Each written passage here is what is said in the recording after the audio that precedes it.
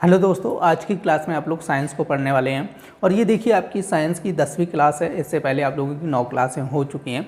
और देखिए आपके 3 सब्जेक्ट मैथ, हिंदी और सामाजिक अध्ययन कंप्लीट हो चुके हैं। और आप लोगों के 2015 से लेकर 23 तक के पेपर भी कंप्लीट करा दिए गए हैं। तो देखिए आज की क्लास को स्टार्ट करने से पहले जिन लोगों ने अभी तक चैनल को सब्सक्राइब नहीं किया है, कृपया आप लोग जल्दी से जल्दी चैनल को सब्सक्राइब कर लें। और देखिए ज़्यादा से ज़्यादा शेयर कीजिए जिससे ज़्यादा से ज़्यादा लोग जुड़ सकें। तो देखते हैं आज की क्लास का फर्स्ट क्वेश्चन। तो देखिए आज की क्लास का फर्स्ट क्वेश्चन कह रहा है कि चंद्र ग्रहण कब पड़ता है। तो आप लोग ध्यान रखना है कि ये आपका इंपॉर्टेंट क्वेश्चन है, कई बार एग्जाम में पूछा जा चुका है। ठीक है, चंद्र ग्रहण और सूर्य ग्रहण के बारे में। तो देखिए आप लोग ध्यान रखना है कि आपका ये पूछा कब पड़ता है। ठीक है, तो आप लोग ध्यान रखना है ये चंद्र ग्रहण कब पड़ता है, पूर्णिमा के दिन होता है। और सूर्य ग्रहण यदि आपसे पूछा जाए, ठीक है, सूर्य ग्रहण कब होता है, अमावस्या के दिन होता है।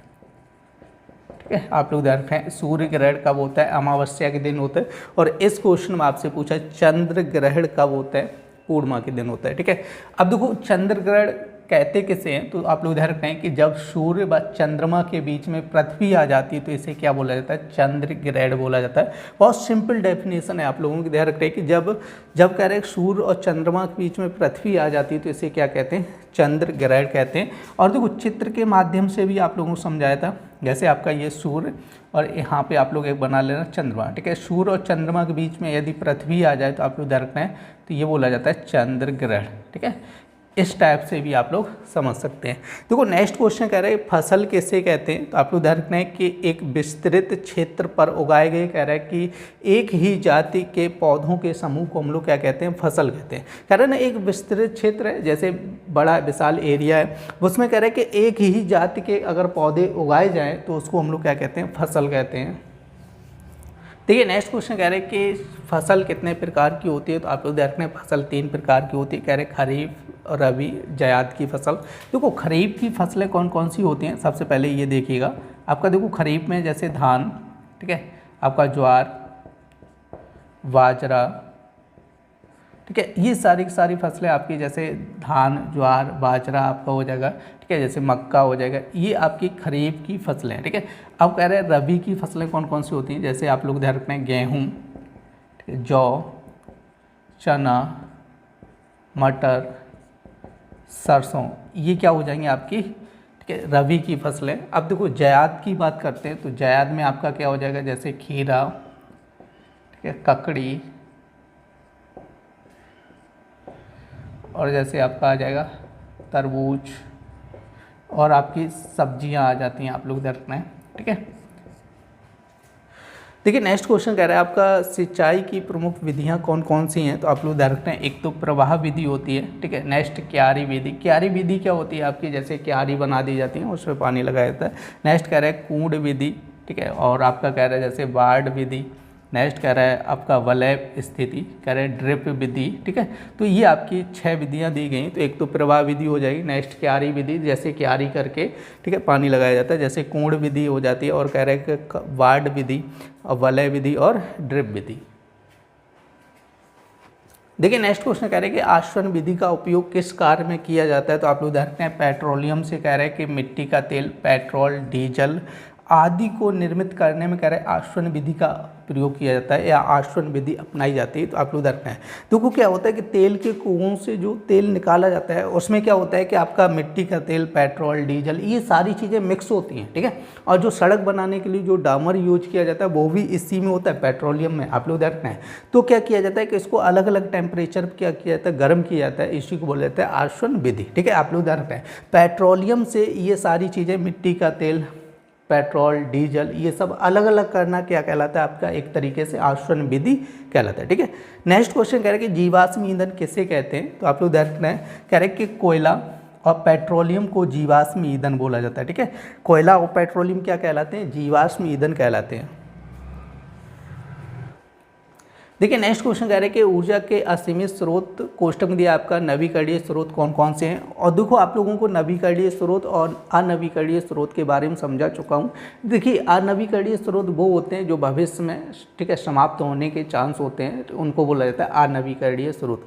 और ऐसे ऊर्जा के स्रोत जो कभी समाप्त ना हो उनको बोला जाता है नवीकरणीय स्रोत। जैसे आपका एक तो हो जाता है पवन ऊर्जा, ठीक है, आपको बताया था पवन ऊर्जा।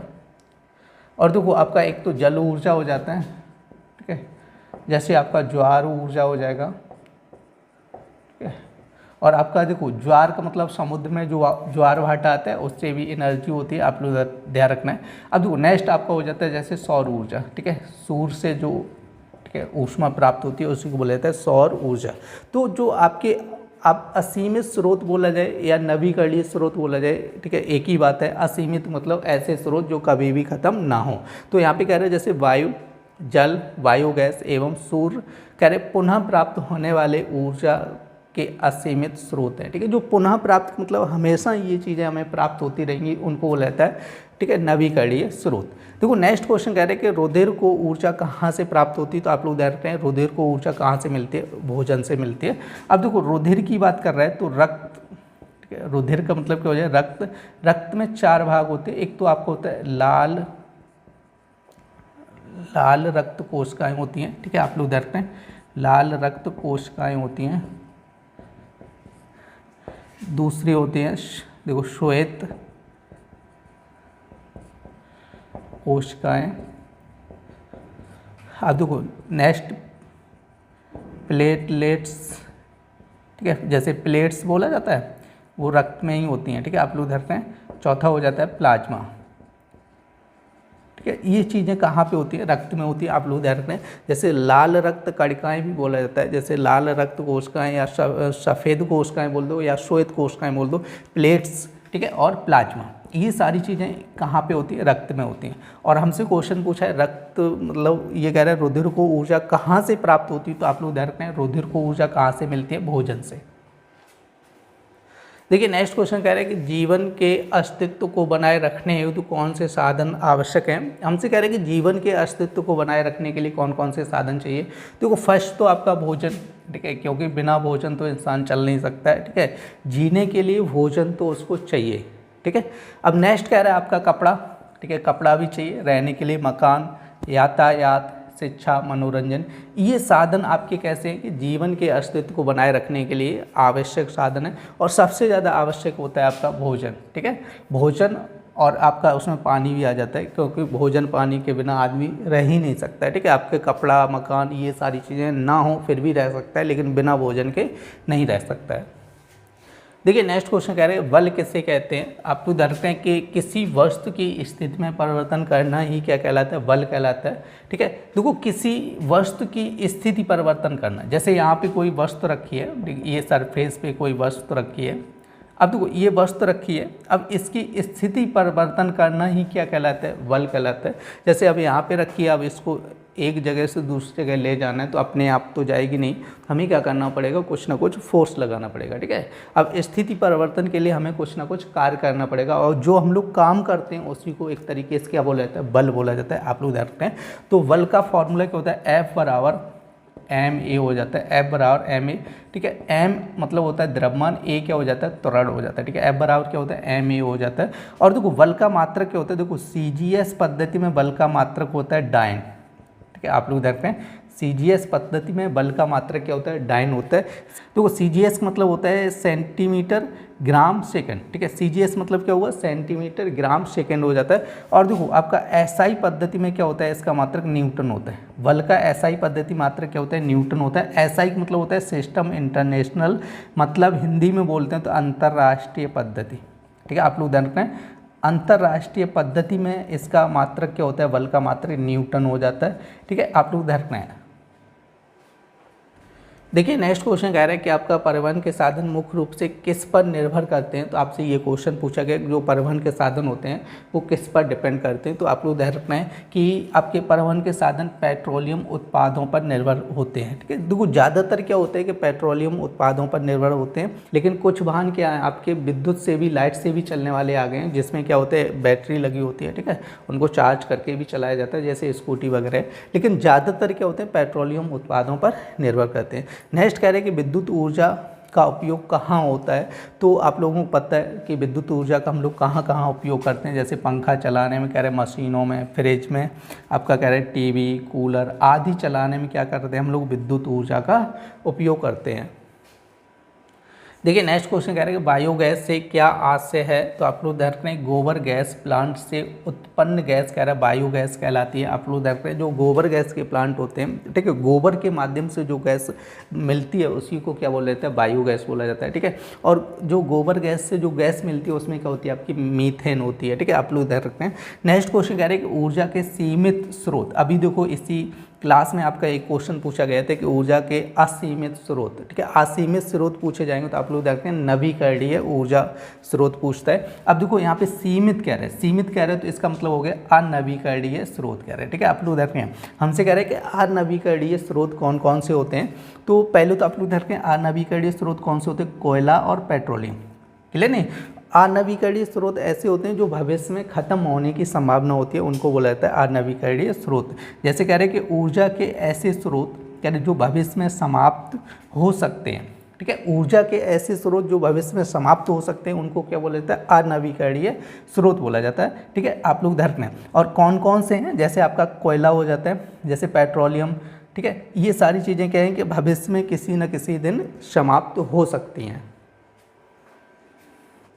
देखिए नेक्स्ट क्वेश्चन कह रहा है कि झुके हुए तल की सहायता से आप किस प्रकार का कार्य आसानी से कर सकते हैं। जैसे झुका हुआ तल आप लोग देखते हैं, जैसे यहाँ पे कोई इस टाइप से होता है ना, ये झुका हुआ तल हो गया, ठीक है। अब इससे क्या होता है, क्या कह रहे हैं कि कौन से कार्य आसानी से कर सकते हैं, तो कह रहे कि झुके हुए तल की सहायता से कह रहे भारी भार को कह रहे ट्रक से आसानी से उतार सकते हैं, ठीक है। जैसे कोई ज़्यादा भारी भार है तो उसको हम लोग क्या कर सकते हैं, आसानी से उतार सकते हैं या चढ़ा सकते हैं। जैसे ट्रक को यहाँ पे लगा लिया और यहाँ पे कोई चीज़ रख दो, आराम से नीचे आ जाएगी सड़क के, ठीक है। तो क्या होता है कि वही कह रहे हैं कि जो भारी सामान होता है, ठीक है, उसको ट्रक से आसानी से उतार सकते हैं या चढ़ा सकते हैं।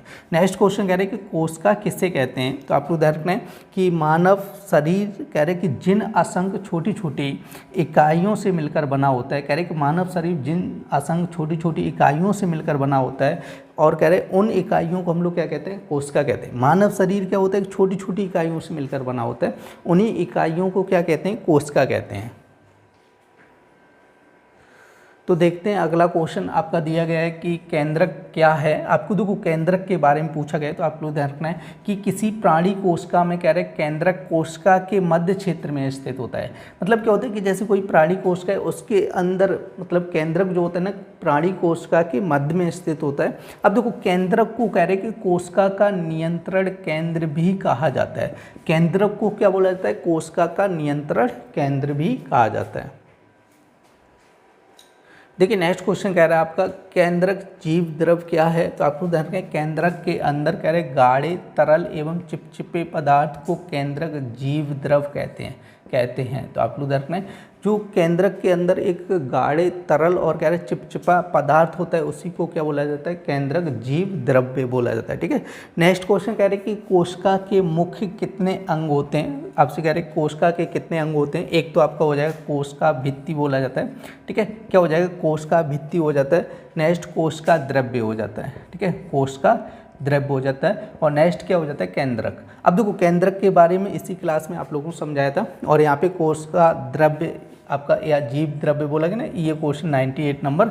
इसमें कोशिका द्रव्य या जीव द्रव्य के बारे में जो आपका गाढ़ा चिपचिपा पदार्थ होता है उसी को कोशिका द्रव्य या जीव द्रव्य बोला जाता है।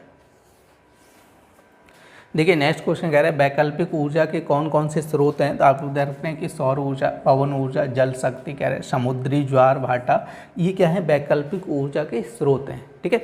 देखो वैकल्पिक ऊर्जा या आपका नवीकरणीय ऊर्जा, ठीक है, नवीकरणीय ऊर्जा स्रोत एक ही बात होती है, क्लियर नहीं। या तो इसको नवीकरणीय ऊर्जा स्रोत भी बोल सकते हैं या वैकल्पिक ऊर्जा भी बोल सकते हैं। देखिए बच्चों आज की क्लास में आप लोगों ने साइंस को पढ़ा था। उम्मीद करते हैं आज की क्लास आप लोगों को पसंद आई होगी। यदि क्लास पसंद आई तो कृपया लाइक करें और देखिए ज़्यादा से ज़्यादा शेयर कीजिए जिससे कि ज़्यादा से ज़्यादा लोग जुड़ सकें। फिर मिलते हैं ऐसी नेक्स्ट क्लास में, तब तक के लिए धन्यवाद।